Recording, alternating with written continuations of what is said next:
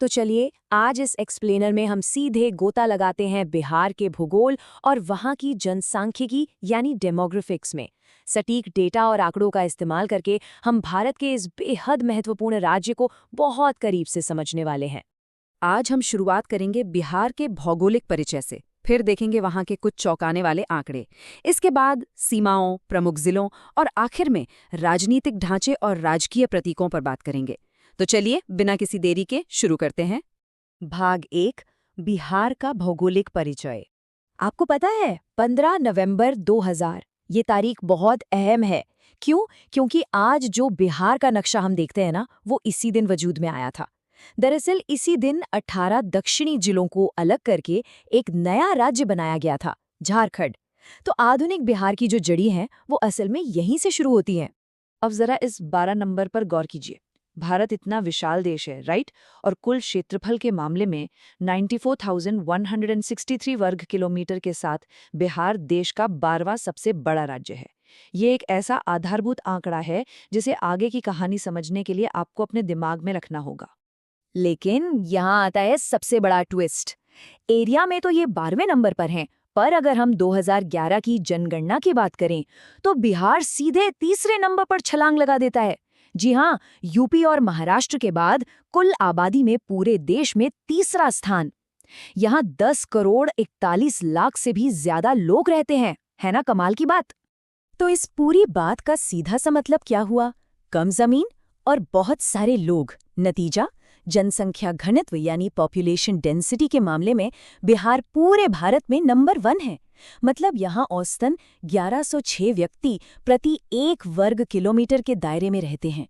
आप अंदाजा लगा सकते हैं कि यहाँ जमीन और संसाधनों पर कितना भारी दबाव होगा। भाग 2, जनसांख्यिकी और कुछ बेहद महत्वपूर्ण आंकड़े। अब जरा इस नजरिए से सोचिए। राष्ट्रीय स्तर पर देखा जाए तो पूरे भारत की जितनी भी जमीन है ना, उसका मात्र 2.86% हिस्सा ही बिहार के पास है।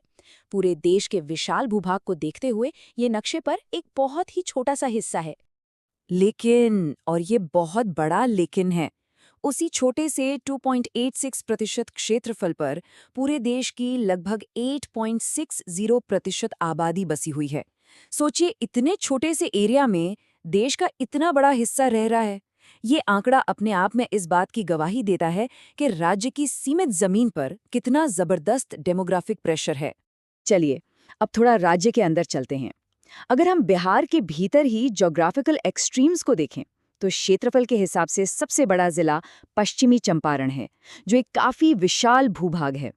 और दूसरी तरफ है शिवहर, जो एरिया में सबसे छोटा है। एक ही राज्य के भीतर ये कंट्रास्ट काफी दिलचस्प है। और अगर यही चीज हम आबादी के चश्मे से देखें तो 2011 के आंकड़ों के मुताबिक सबसे ज्यादा जनसंख्या वाला जिला है राजधानी पटना, और इसके बिल्कुल उलट शेखपुरा जिले में सबसे कम लोग रहते हैं। इससे हमें एकदम क्लियर पिक्चर मिलती है कि लोग आखिर राज्य में कहाँ सबसे ज्यादा बसे हुए हैं। भाग 3, बिहार की सीमाएं, उसके पड़ोसी राज्य और देश। अब जरा बिहार की बाउंड्रीज का एक चक्कर लगाते हैं। उत्तर में चलते हैं तो वहाँ 7 जिले नेपाल के साथ इंटरनेशनल बॉर्डर बनाते हैं। पूर्व में 3 जिले पश्चिम बंगाल से मिलते हैं। दक्षिण की तरफ 8 जिले झारखंड को छूते हैं और पश्चिम में 8 जिले उत्तर प्रदेश से। यहाँ ध्यान देने वाली खास बात यह है कि बिहार की सबसे लंबी सीमा उत्तर प्रदेश के साथ ही लगती है। भाग 4, प्रमुख जिले और वहाँ की पारिस्थितिकी यानी इकोलॉजी। अगर हम राज्य के चारों कोनों को देखें ना, तो कुछ बहुत मजेदार फैक्ट्स सामने आते हैं।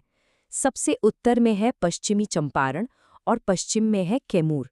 अब दक्षिण की ओर जाएं तो गया मिलेगा, जो बाय द वे राज्य का सबसे गर्म जिला है। और पूरब में है किशनगंज, जहां बिहार में सबसे झमाझम यानी सबसे ज्यादा बारिश होती है। भूगोल और मौसम का क्या गजब का कॉम्बो है। अच्छा, अब इस 9 नंबर के पीछे का राज जानते हैं।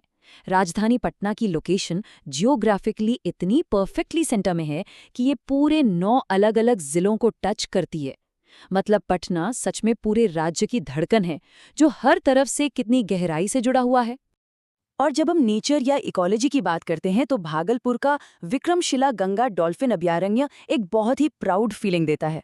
आपको शायद पता हो, ये गंगा नदी के 60 किलोमीटर के स्ट्रेच में फैला है और सबसे खास बात, ये पूरे भारत का पहला और इकलौता डॉल्फिन सेंचुरी है। ये खास तौर पर हमारी लुप्तप्राय गंगा डॉल्फिन को बचाने के लिए बनाया गया है। ये लिटरली एक नेशनल ट्रेजर है।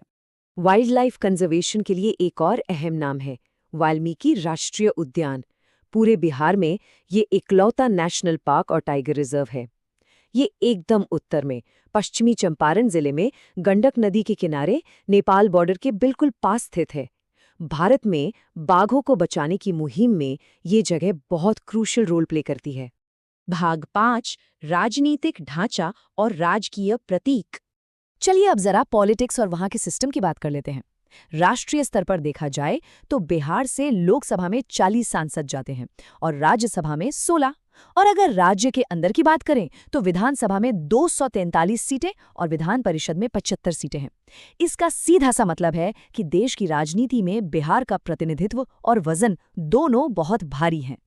अब फटाफट राज्य के कुछ खास प्रतीकों पर नजर डालते हैं जो इसकी पहचान है। राजकीय चिन्ह है 2 स्वास्तिक के बीच एक बोधि वृक्ष। यहाँ की मुख्य राजकीय भाषा हिंदी है और दूसरी उर्दू। राजकीय पशु है बैल, जो खेती से इनके गहरे जुड़ाव को दिखाता है। राजकीय पक्षी है प्यारी सी गौरैया। राजकीय फूल है गेंदा और राजकीय पेड़ है पीपल। ये सब सिर्फ सिंबल्स नहीं हैं, बल्कि बिहार की गहरी संस्कृति और इतिहास की झलक हैं। ऑलराइट, तो इस एक्सप्लेनर को खत्म करने से पहले आपकी मेमोरी चेक करने के लिए एक छोटा सा सवाल। वो कौन सा जिला है जो बिहार में सबसे पूरब में है, जहां सबसे ज्यादा बारिश होती है और जो पश्चिम बंगाल के साथ बॉर्डर भी शेयर करता है? याद आया कुछ? हमने अभी थोड़ी देर पहले ही इसके बारे में बात की थी। बिल्कुल सही जवाब है किशनगंज। तो दोस्तों, इसी के साथ हमारा ये भौगोलिक और जनसांख्यिकीय विश्लेषण यहीं पूरा होता है। जरा सोचिए, भारत के इन सघन आबादी वाले राज्यों के भीतर कितनी गजब की जियोग्राफिकल डाइवर्सिटी और इकोलॉजिकल वेल्थ छिपी हुई है। क्या ये सब जानकर आपको अपने आसपास के भूगोल को और गहराई से एक्सप्लोर करने का मन नहीं करता? जरूर करता होगा। इस एक्सप्लेनर में हमारे साथ जुड़ने के लिए बहुत बहुत शुक्रिया।